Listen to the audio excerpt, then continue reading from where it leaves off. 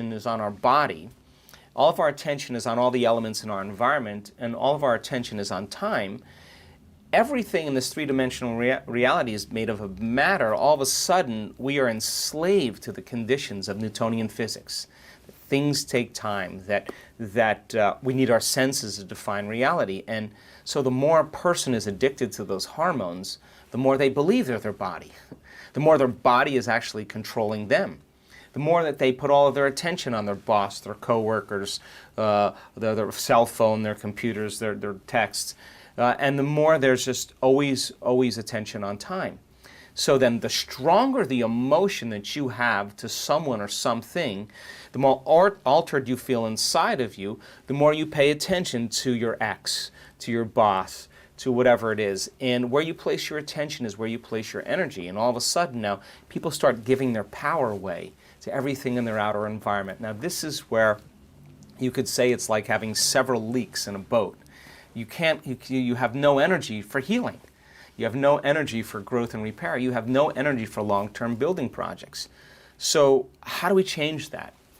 It would make sense then, in order for a person to truly begin to heal, they would have to get beyond their body. They would have to get beyond their attention to people and objects and things and places. And they would have to get beyond anticipating the predictable future based on the past and settle into the present moment.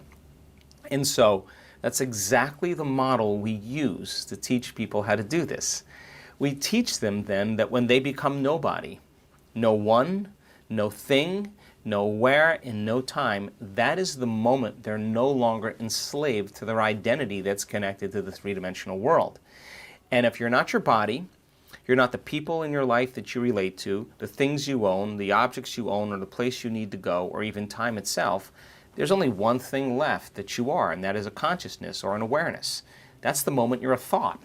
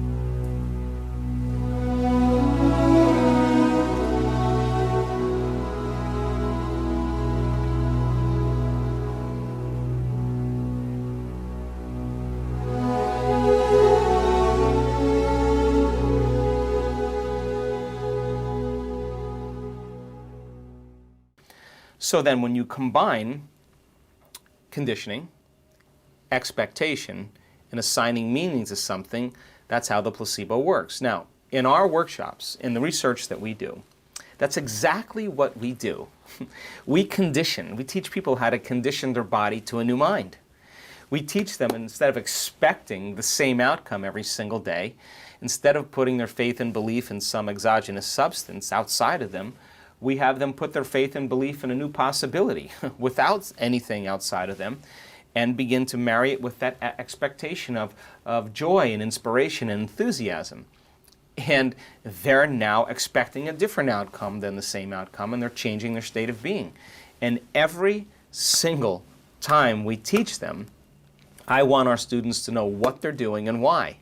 And when you understand the what and the why, the how gets a lot easier. So we will talk about neurocircuitry, neurohormones, neurochemistry, gene expression, because the more they understand what they're doing and why, the more they can assign meaning to an outcome.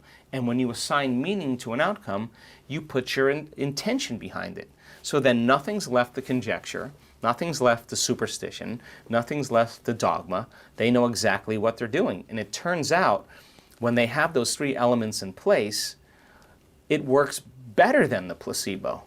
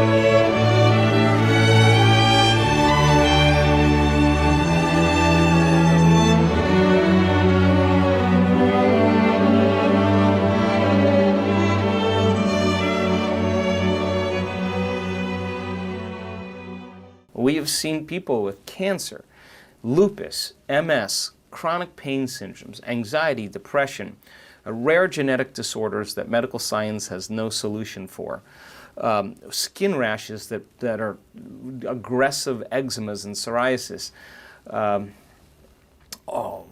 thyroid and hormonal imbalances, brain tumors, just go away.